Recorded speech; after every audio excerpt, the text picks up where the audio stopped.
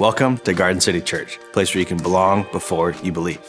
If you'd like to partner with us here at the channel, there's 3 ways you can do that. You can like, subscribe, you can share this video with a friend, or you can partner with us financially. You can do that through our website or by mailing us a check. We love you guys so much. Let's get into the Word with George. Have you ever learned about your genealogy? It's kind of a funny thing. I remember we were driving one time of my wife Sarah's family, and her brother had just done 23andMe, and he was like, guys, I found out like some really cool stuff. I found out I'm 80% Finnish, about 18% Norwegian, and it was like 2% Danish. I remember Sarah, she was like, oh, that's so cool. I wonder what I am. I'm going to take the test to find out what I am. And her mom was like, Sarah, you're the same DNA as your brother, for me and your dad. And that's when Stan, who was in the back seat, heard father lean forward and said, you better be. Our genealogies are important, but we often don't think about those. In the beginning of the book of Matthew, this epic story about a Jesus told by someone who crafted a story and understood the craft of story, started one of the best stories ever told with the most boring thing, a list, a genealogy. Now, it causes one to ask the question, why would a storyteller who knows what they're doing start with something so dry and dusty and pretty boring? I think there's some reasons. We're just going to read through some of the genealogy, just get a flavor of it, and then look at some key reasons why I think Matthew starts with this genealogy. Check this out. Matthew 1 says this: a record of the ancestors of Jesus Christ, son of David, son of Abraham. Abraham was the father of Isaac. Isaac was the father of Jacob. Jacob was the father of Judah and his brothers. Judah was the father of Perez and Zerah, whose mother was Tamar. Perez was the father of Hezron. Hezron was the father of Aram. Aram was the father of Amminadab. Isn't that a great name? Amminadab. And it keeps going. Amminadab was the father of Nahshon. Nahshon was the father of Salmon or Salmon. Sounds like a fishy guy. And Salmon was the father of Boaz, whose mother was Rahab. And Boaz was the father of Obed, whose mother was Ruth. And Obed was the father of Jesse. And Jesse was the father of David the king. And David was the father of Solomon, whose mother had been the wife of Uriah. And it just keeps going. I think you get the idea. So we're going to skip to verse 16.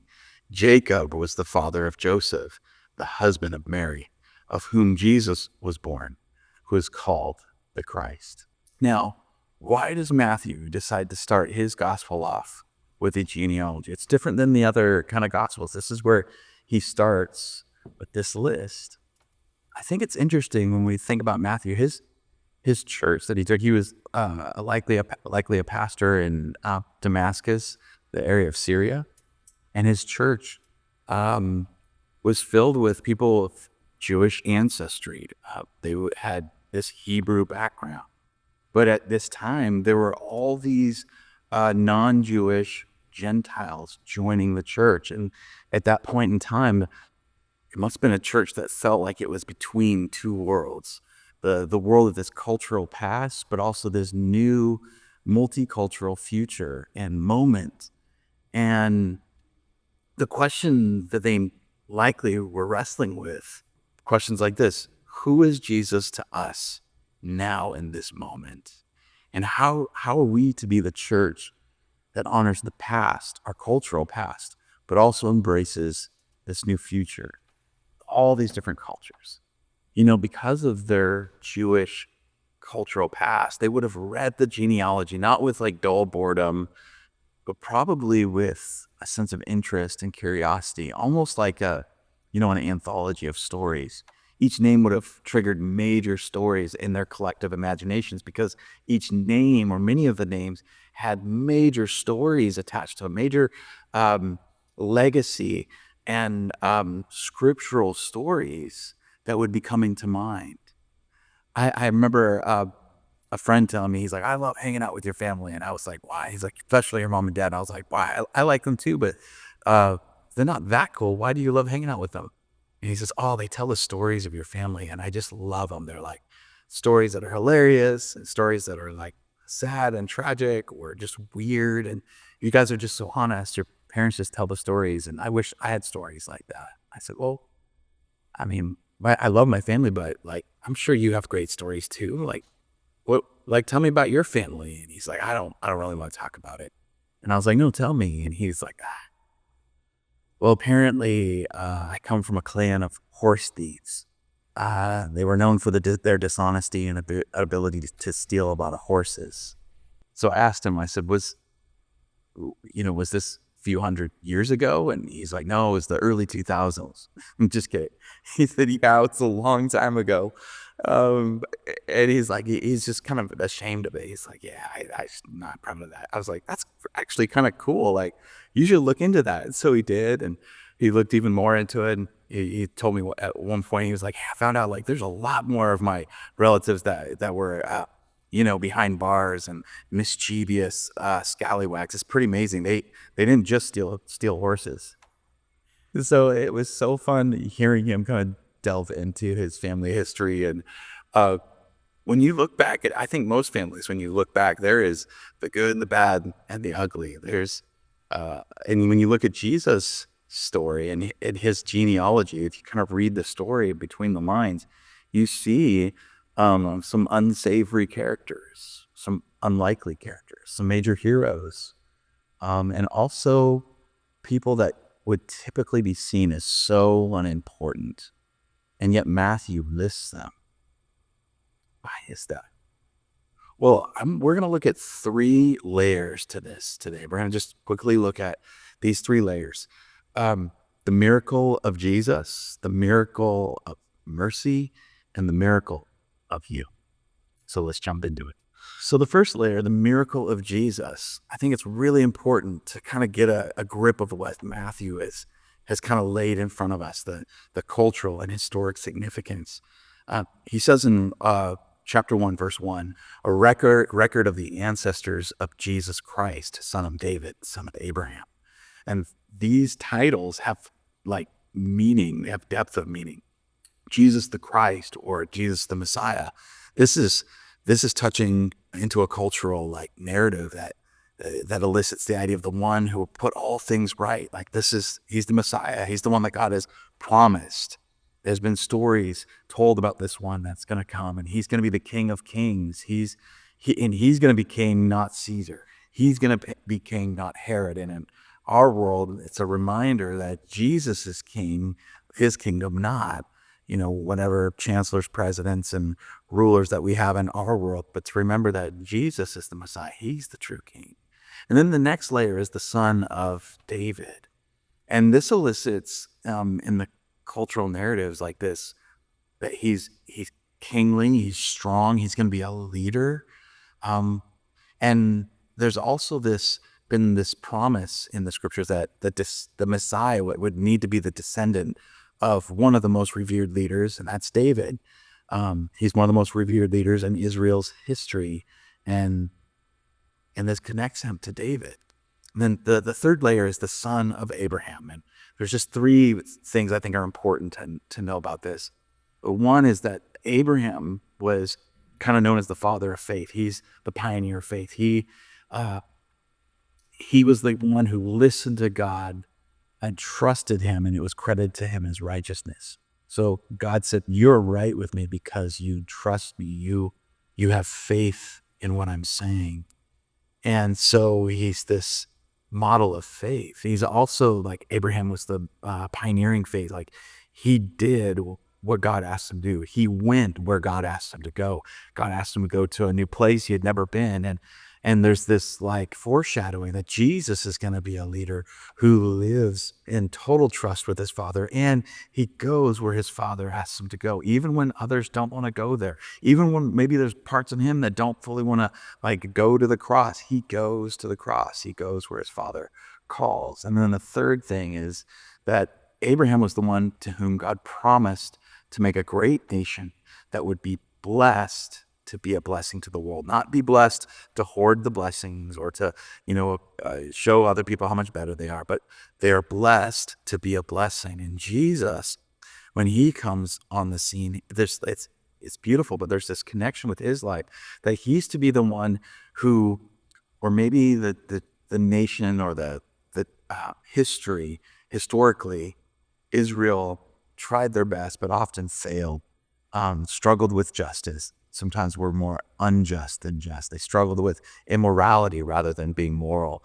And especially in the leadership of Israel, they struggled and didn't always hit the mark with being blessed to be a blessing. And where they failed, Jesus shows the world, shows not only his culture, but the watching world, and then the centuries to come after, what a human looks like. He shows us what a human looks like who is blessed to be a blessing. In fact, he's such a blessing that the world sometimes can't handle. It doesn't make sense to them. They're flying the plane upside down so badly that when he comes on the scene, it just, like, they think up is down and down is up, and they end up crucifying him because he's such a blessing. So Jesus is this miracle that God has given us. Now, the second miracle is the miracle of mercy that we see Matthew emphasizing in this genealogy. So, imagine reading this genealogy, and you're used to hearing or reading genealogies of great men like Caesar, and there are always these genealogies of like the Caesars and the leaders of that day and age, always kind of like exaggerated a little bit or a lot. And many times we're connecting themselves and their genealogies to like the gods, and to stories that weren't really true, just to exaggerate their leadership. So like this Caesar is, for example, like the son of Hercules, and he's the son of Zeus, and, connecting themselves to the gods. Matthew does something so interesting. Imagine being a reader who's used to that. And then he starts reading, and there's like all these unexpected, unimportant, unseen characters that would never matter in someone's history. And there's 5 key names that step out, especially because you would list only the males in this culture, in this day and age. And Matthew lists 5 women that would stick out like a sore thumb. The first is in verse 3, Tamar, the mother of Perez. This was a woman, and just briefly, she had been exploited and abused and had to outsmart one of her exploiters to take care of herself and her child. She's part of the line of Jesus. And then there's, in verse 5, Rahab, the mother of Boaz. This is a non-Jewish, likely was a prostitute who helped hide and protect the Hebrew spies in Jericho. This is part of Jesus' lineage. Like, no one wouldn't typically mention this to present a grand and great leader.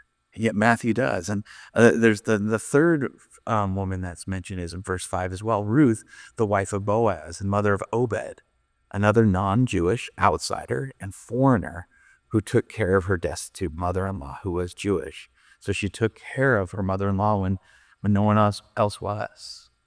And the next woman is Bathsheba. This is the mother of King Solomon.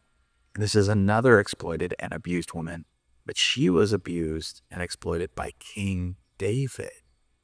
So within this passage, it elicits the greatness of David and the depravity of David, and is telling the truth about Jesus' background, this like mixed bag, this messy family of the great and the weak, the seen and the unseen. And the final woman that's mentioned is one that nobody would know of. Mary, mother of Jesus. This is a woman who is unwed. She is a teenage pregnant mother of Jesus. So why does Matthew include this? And these women who would never be included typically. I think it's to highlight the miracle of God's mercy, his mercy and grace to include and to be truthful and honest, and to lift up those who are unseen to be seen. It's really interesting. In Matthew 28:19, it says, "Go and make disciples of all the nations, baptizing them in the name of the Father, the Son, and the Holy Spirit." But in this moment, just hone in on that statement, make disciples of all nations. At the beginning of Matthew, he's telling the story of Jesus, that he actually has lots of different ethnicities that are part of his line. And at the end of Matthew, Jesus is saying, hey, we're to go to the nations, not to separate ourselves from them or to like make ourselves more superior and have some kind of like ideology or theology of superiority. No, no, no. We are called as servants to go serve the nations. And it's so amazing that woven into this story at the beginning and the end is this reality that in Jesus' blood were the nations. And on the cross, Jesus spilt his blood for the nations. You see, in Jesus' birth and his life, death, and resurrection were the beginnings of a family of radical mercy and inclusion. And we see this from the opening genealogy. We see this all the way to the end. And in this genealogy, with all these people that are mentioned, especially the women, we see the gift of, and really the miracle of mercy and inclusion through ethnic mercy and inclusion, gender mercy and inclusion, generational mercy and inclusion, and even class mercy and inclusion. In his blood for all the nations, and on the cross he gave his blood for all the nations. That just blows me away. See, in Jesus and his heritage, God was giving and revealing his mercy to the world. The outsiders, the forgotten, the abused, were all in his blood. So it shouldn't surprise us when we see Jesus in his ministry hanging out with those who have been denied mercy from the religious elite, hanging out and spending time with, eating, even putting his hand on the sick, the broken, being with the outsider, the forgotten, the abused, the fatherless, the exploited, the lowly. He lifted them up. This reminds me that the church is not supposed to be a perfect community of the mighty, but a messy community of mercy. And again, why did this genealogy of messed up people mean so much to Matthew? Do you remember Matthew's story? He is a tax collector. He was seen as a sinner and an outsider from his own culture, from probably a messed up situation, probably a messed up family of sinners and outsiders, and probably hanging out with friends that were messy. And God had shown him mercy. Jesus had shown him mercy. The story of Jesus' genealogy is also his story. And it might be your story and my story too. That leads us to the last layer, the miracle of you. When we look more deeply at the heritage and genealogy, the historical story of Jesus, I think we see past something that's dry and boring. I think we can see God is revealing that history doesn't just go to the victor, to the strong, to the winner. History also belongs to the exploited, the unimportant, the victim, the outsider, and the forgotten ones of history. Or maybe it's even better said that God extends mercy to both the insider and the outsider, because they both need it.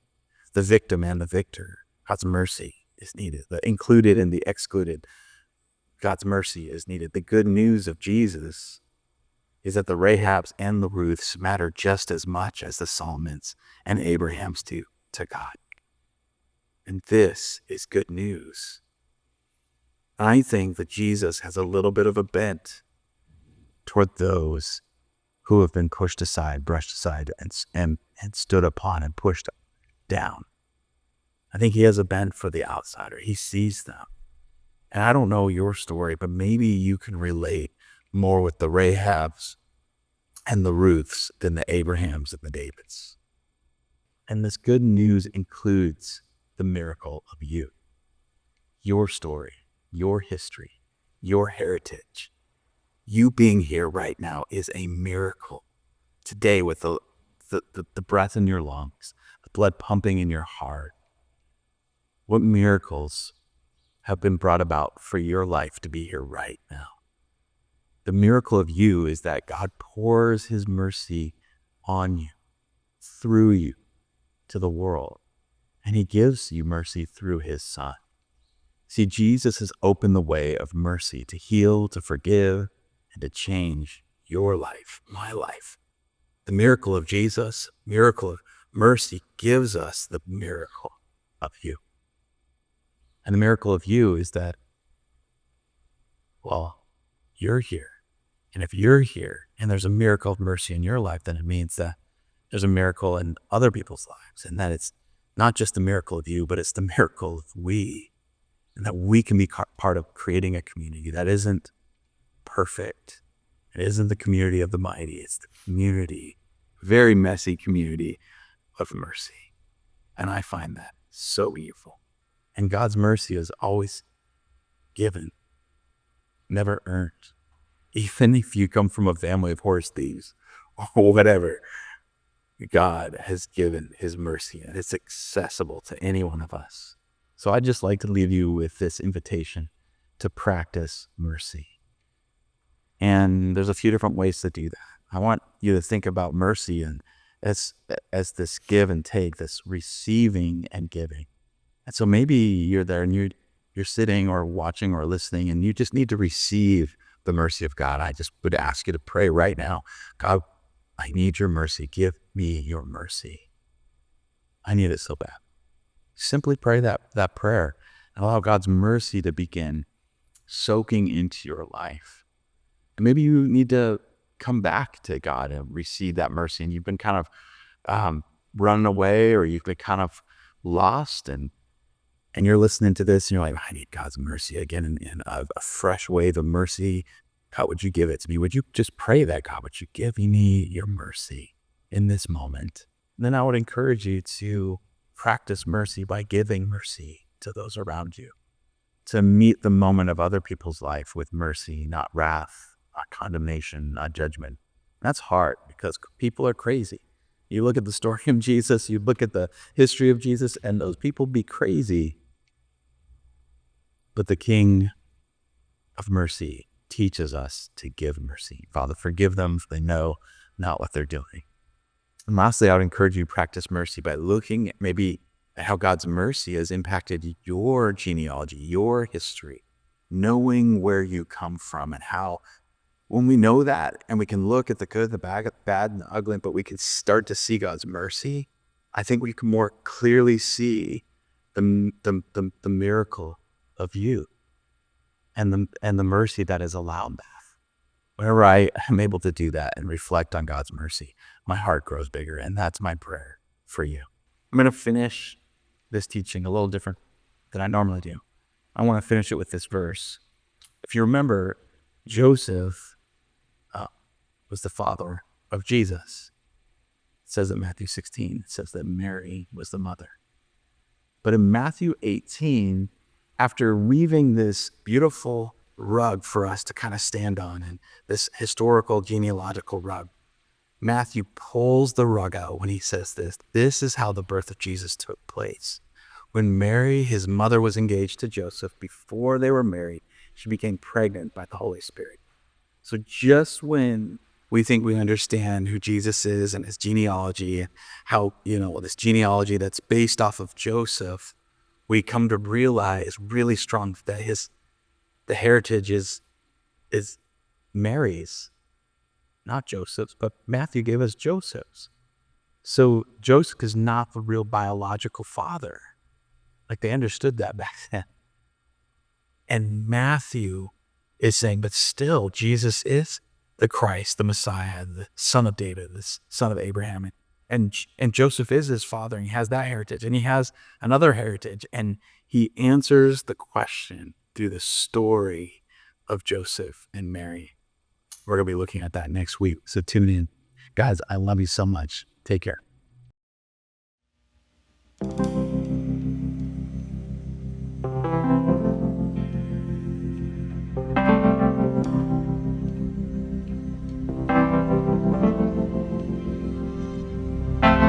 Heaviness is lifting and the burden's getting lighter, and the yoke is so much easier when I'm found in your peace.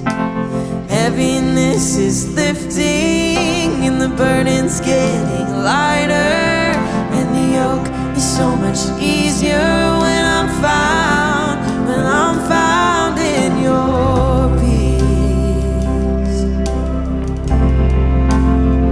Found in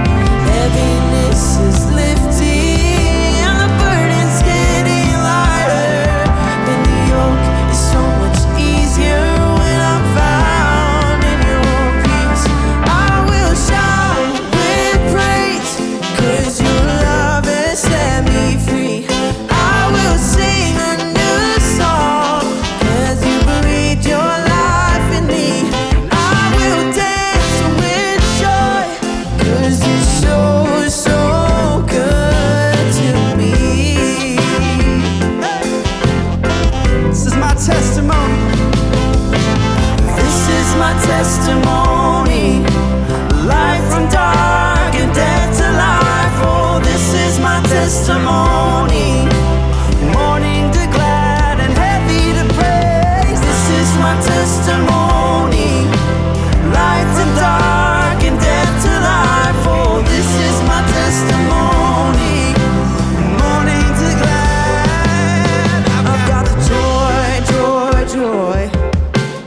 Down in my heart, down in my heart. I've got the joy, joy, joy. Down in my heart, down in my heart. I've got the joy, joy, joy. Down in my heart, down in my heart. I've got the joy, joy, joy. Down in my heart to stay. So I will shout with praise, 'cause your love has set me free.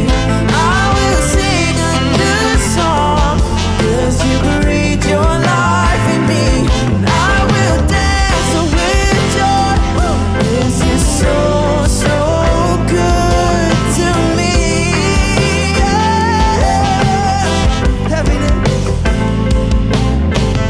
Heaviness is lifting and the burden's getting lighter, and the yoke is so much easier when I'm found in your peace.